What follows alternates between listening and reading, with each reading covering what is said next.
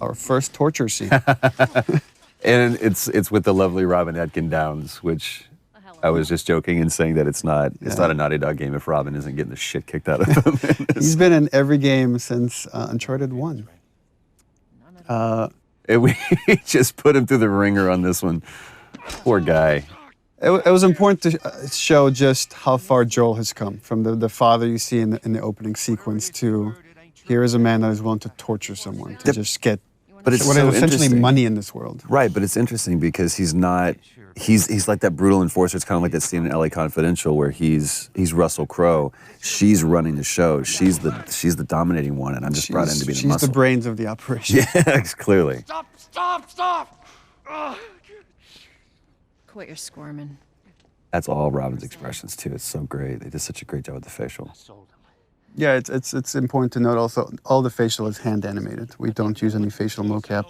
We find that we get better results with our animators. And it almost becomes one-to-one. I mean, it's just genius. Here it is. Wait for it. Give me a week. You know, I might have done that if you hadn't tried to fucking kill me. Vote of hesitation. It's gonna cost you. I can't. We re-edited that. We used to show the break, and actually it was less brutal than when we didn't show it. When you didn't show it? Yeah, when it's left to your imagination, it's a lot worse. Yeah, but just you can see the way that his arm's positioned. But yeah, you're right. This is so revealing, not only about the relationship, but about, again, who Joel has become. To go from a father who just cares about, keeping his nose down and keeping the job and playing by the rules, to being a guy who could just literally break some guy's arm over guns. It's just crazy. Come on. Yeah, fuck those fireflies. Just go get them.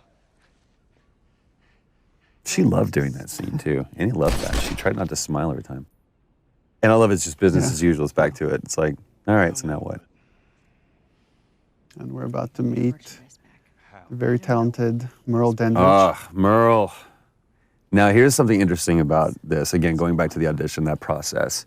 We saw a bunch of different girls, even girls that we had originally seen for Tess, we brought back to see. And they're all really Marlene. good. They're fantastic. And then Merle came in and just, and there was no question. And I wasn't there for that. And Ashley can chime in on it. Ashley was part of the audition for Merle. When she came in, it was hands down. Yeah.